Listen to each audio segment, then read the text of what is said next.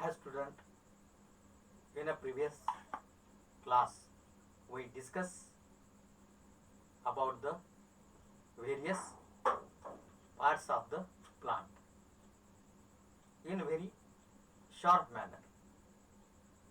Today we discuss about the main vital parts of the plant which is invisible, means we can't see that part. So which are that part? Yes, you are guessing right. That part is the root. Today we know more about the root and their functions. As we know, the roots are grow under the soil, and the various plants which need food and nutrients from the soil. Therefore, according to the size of the plants, the roots are also big and small. According to their size, the roots are divided mainly into two parts or two types. That is, the first is the tap root and second is the fibrous root. As we know, the developed plants, that is the mango, banyan, neem, all these are the plants which are very strong and tall. That's why they need more nutrients and food. And their roots are also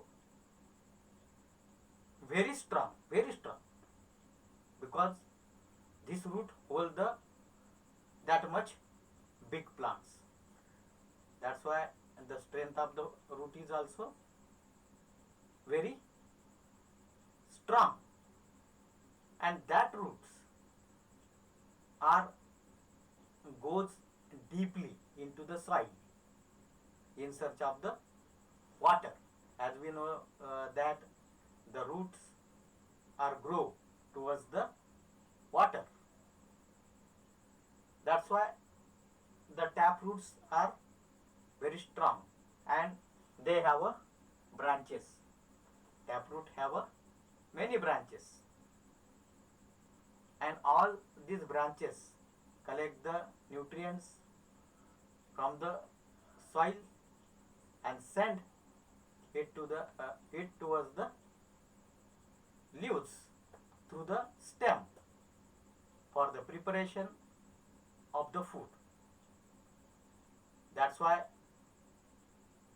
the root play the vital role or important role in the preparation of the food. Then the second one, as we see in our surroundings, some plants are very small. We call it as herbs. All grasses, all green grasses and small plants have a fibrous root. Mainly the monocot plants. Monocot plants. So which are the monocot plants? Wheat, jawar, rice, bajra. All these are the monocot plants. Monocot means the plants seed having the single cotyledons. These plants are very short and they have a very short period of the lifespan. That's why their roots are not go deeply into the ground and they are very thin, because these plants complete their life cycle within the 1 year. That's why the roots do not go easily uprooted that plant, easily uprooted. Even a small baby also uproot the grass. Then we move towards the function. The main function of the root is to absorb water and nutrients from the soil. That is the first function of the root, is the absorption. Then the second function of the root is to fix the plants on one place. The roots goes deeply under the soil and they are very strong. That's why they hold the plants on one place, and that's why the plants do not fall on the ground. Then the next function, or the third function, is to storage the food. The most of the plants store their food in the fruit and various parts, but some plants store their food into the roots. That's why these roots become fleshy and store the various nutrients for the plants. The best example of this is the radish and carrot. We eaten as a salad, are very nutritive one. Then the last function of the plants is prevention of soil erosion. So what is meant by erosion?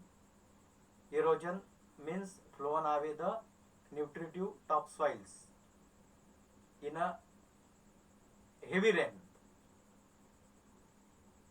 The plants hold the soil on one place. That's why when the rain is heavy, the soil is not flown away. That's why the root play the important role to save our natural resources, and it is our duty to grow the more plants and prevent and conserve that plants from the any damage. Thank you.